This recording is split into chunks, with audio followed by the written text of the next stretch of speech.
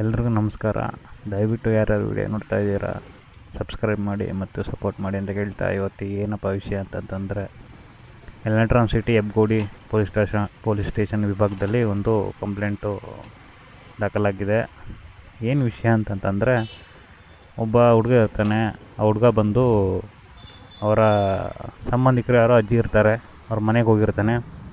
ಅವ್ರ ಮನೆಗೆ ಹೋಗಿದ್ದಾಗ ಅಲ್ಲಿ ಚಿನ್ನ ಮತ್ತು ಒಡವೆ ಇರುತ್ತೆ. ಒಂದು 75 ಲಕ್ಷ ಚಿನ್ನದ ಮತ್ತು ಒಂದು 3 ಲಕ್ಷ ದುಡ್ಡು ಇರುತ್ತೆ. ಅದು ನೋಡಿ ಇವನು ಅವನು ಗರ್ಲ್ ಫ್ರೆಂಡ್ಗೆ ಇಂಪ್ರೆಸ್ ಮಾಡೋದಕ್ಕೆ ದುಡ್ಡು ಬೇಕಾಗಿರುತ್ತೆ. ಅವನು ನೋಡಾದ್ಮೇಲೆ ಒಂದೆರಡು ದಿನ ನೋಡಿಬಿಟ್ಟು ಒಂದು ಪ್ಲ್ಯಾನ್ ಮಾಡ್ತಾನೆ. ಏನು ಪ್ಲ್ಯಾನಪ್ಪ ಅಂತಂದರೆ, ಅಜ್ಜಿನ ನಿಮ್ಮ ಚಿಕ್ಕಪ್ಪ ಯಾರೋ ಕರಿತಾ ಇದ್ದಾರೆ ಅಂಥೇಳಿ ಕಳಿಸ್ಬಿಟ್ಟು ಇವನೇನು ಮಾಡಿಬಿಡ್ತಾನೆ, ಅವ್ರ ಮನೇಲಿ ಕ್ಯಾಮ್ರಾ ಎಲ್ಲ ಇರುತ್ತೆ. ಅದನ್ನೆಲ್ಲ ಆ ಕಡೆ ಈ ಕಡೆ ಎಲ್ಲ ತಿರುಗಿಸ್ಬಿಟ್ಟು ಮಾಮೂಲಿ ಡೋರ್ ಎಲ್ಲ ಹೊಡೆದಾಕ್ಬಿಟ್ಟು ಒಳಗಡೆ ಹೋಗ್ಬಿಟ್ಟು ಮತ್ತು ಬೀರೋಲ್ಲಿ ಚಿನ್ನ ಇರೋದೆಲ್ಲ ಕತ್ಕೊಬಂದ್ಬಿಡ್ತಾನೆ. ಆಮೇಲೆ ಅಜ್ಜಿ ಬರ್ತಾರೆ ಬೆಳಿಗ್ಗೆ, ಇದರ ಚಿನ್ನ ಕಳ್ತನ ಆಗಿದೆ ಅಂತಾಗ ಅವ್ರ ಅಜ್ಜಿ ಏನು ಮಾಡ್ತಾರೆ ಅಂದರೆ, ಪೊಲೀಸ್ ಸ್ಟೇಷನ್ಗೆ ಹೋಗಿ ಕಂಪ್ಲೇಂಟ್ ಕೊಡ್ತಾರೆ. ನನಗೆ ಈ ಹುಡುಗ ಕೂಡ ಕರ್ಕೊಂಡೋಗಿ, ಅಜ್ಜಿ ಹೌದು ಅಜ್ಜಿ ಈ ಥರ ಪೊಲೀಸ್ ಸ್ಟೇಷನ್ಗೆ ಕಂಪ್ಲೇಂಟ್ ಕೊಡೋಣ ಅಂತೇಳಿ ಕರ್ಕೊಂಡೋಗಿ ಕಂಪ್ಲೇಂಟ್ ಕೊಡಿಸ್ತಾನೆ. ಯಾಕಂತಂದರೆ ಇವನ ಮೇಲೆ ಡೌಟ್ ಬರಬಾರ್ದಲ್ಲ.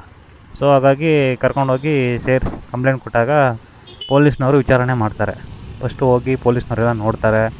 ನೋಡಾದ್ಮೇಲೆ ಬೇರೆ ಥರ ಇವಾಗ ಕಳ್ಳರಾಗಿದ್ದರೆ ಎಲ್ಲ ಬೀರನ್ನ ಹೊಡೆದ್ಬಿಟ್ಟು ತೊಗೊಂಡೋಗಿರ್ತಾರೆ, ಮತ್ತು ಎಲ್ಲ ಚೆಲ್ಲಾಪಿಲ್ಲಿ ಮಾಡಿರ್ತಾರೆ. ಆ ಥರ ಏನೂ ಇರಲಿಲ್ಲ. ಹೋಗಿ ಒಂದೇ ಒಂದು ಬೀರು ಹೊಡೆದಿರ್ತಾರೆ, ಅಲ್ಲಿಂದ ತೊಗೊಂಡೋಗ್ಬಿಟ್ಟಿರ್ತಾರೆ.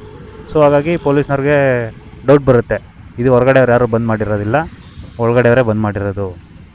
ಸೊ ಹಾಗಾಗಿ ಆ ಹುಡುಗನ್ನ ವಿಚಾರಿಸಿದಾಗ ಅವನೇ ಮಾಡಿರೋದು ಅಂತ ಗೊತ್ತಾಗ್ಬಿಟ್ಟಿರುತ್ತೆ.